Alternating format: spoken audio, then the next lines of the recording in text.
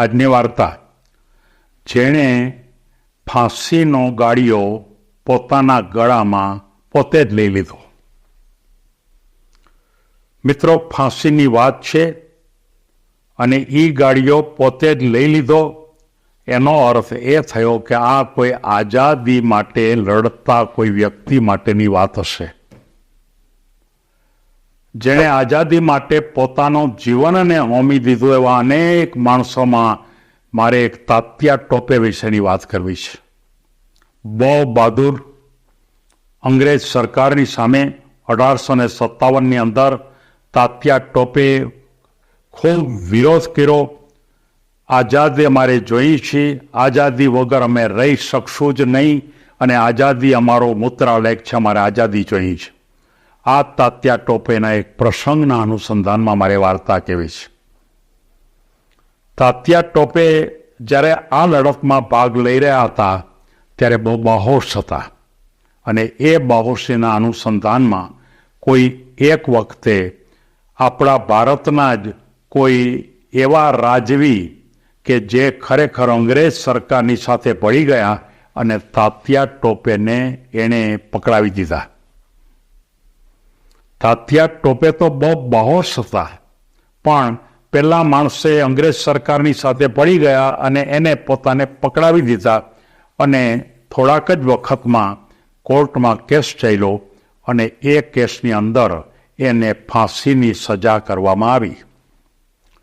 પણ તાત્યા ટોપેને ફાંસીની સજા કરવામાં આવી તો પણ એના મનમાં કોઈ જાતનો અજંપો નહોતો, એને કોઈ વાતનું દુઃખ નહોતું, કારણ કે એ તો આઝાદી માટે મરવા માટે જ નીકળ્યા હતા. આઝાદી માટે ભોગ પોતાને આપવો પડે તો આપવા માટે એને કોઈ વાંધો જ નહોતો. અને આવી જ્યારે ખરેખર જજે એને સુનાવ્યું આવા પ્રકારની વાત, ત્યારે એકદમ ખળખળાટ આસવા માંડ્યા. એને જેલમાં મોકલવામાં આવે છે. ફાંસીનો દિવસ 1859માં, એટલે 57 પછી 2 વર્ષે, લગભગ એ 59ની અંદર ફાંસીની આપવા માટેનો તખ્તો તૈયાર થઈ ગયો.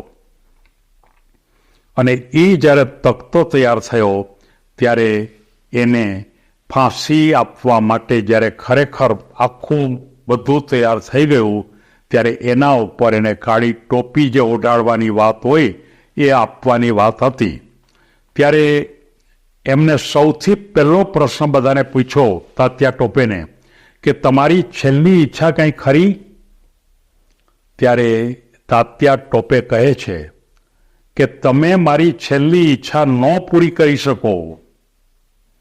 ત્યારે ફરીવાર એ વખતના જે હતા અંગ્રેજ સરકારના, એણે કીધું કે કેમ પૂરી ન કરી શકી, તમે કહો તો ખરા.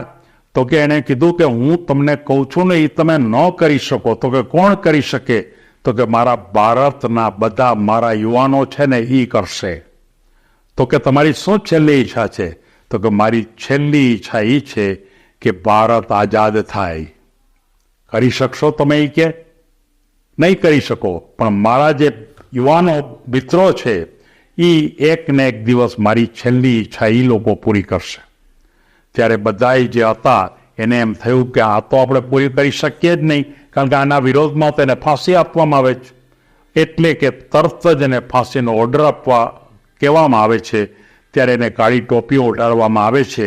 ત્યારે એમ કીધું કે કાળી ટોપી ઓઢાડવાની જરૂરિયાત નથી, હું કોઈ ફાંસીથી ડરતો નથી, મને કોઈ બીક નથી લાગતી, હું તો માત્ર ભારતનો એક લડાયક સૈન્ય છું ઈ કે.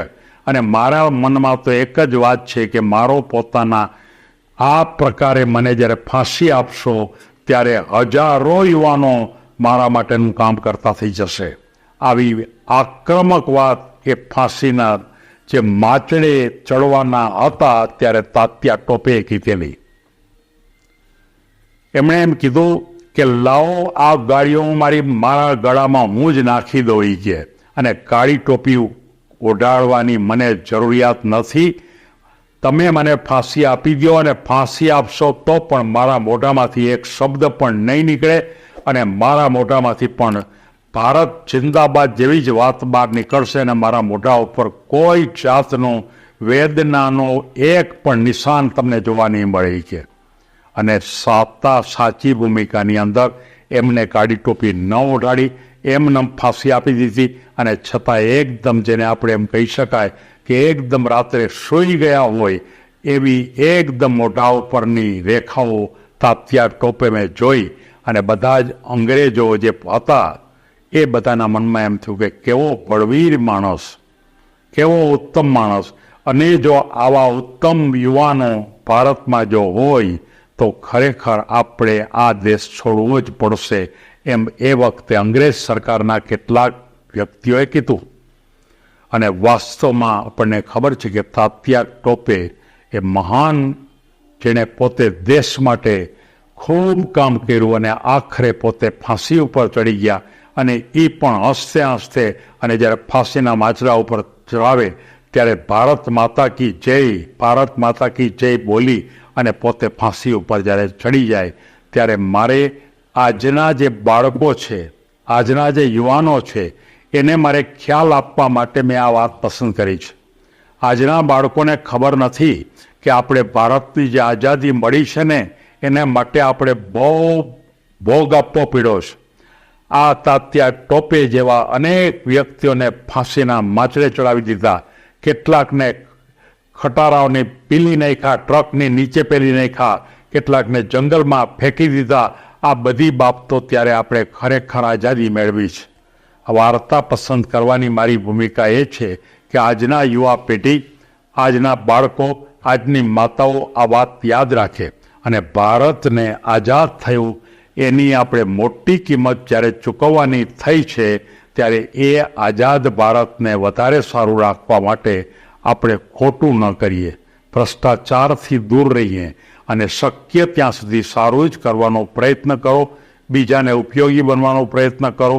અને એક પણ દેશને નુકસાન થાય એવી એક પણ પ્રવૃત્તિ ન કરવી, એવું આ જે વાર્તા તાત્યા ટોપેના સંદર્ભમાં મેં તમને કીધી એ વાત આપણા તમામ સંતાનોને માતા પણ કહે અને શિક્ષકો, આચાર્યો શાળાની અંદર પણ જ્યારે ખરેખર 15મી ઓગસ્ટ કે 26મી જાન્યુઆરી એવા તહેવારો હોય ત્યારે એને યાદ આપો.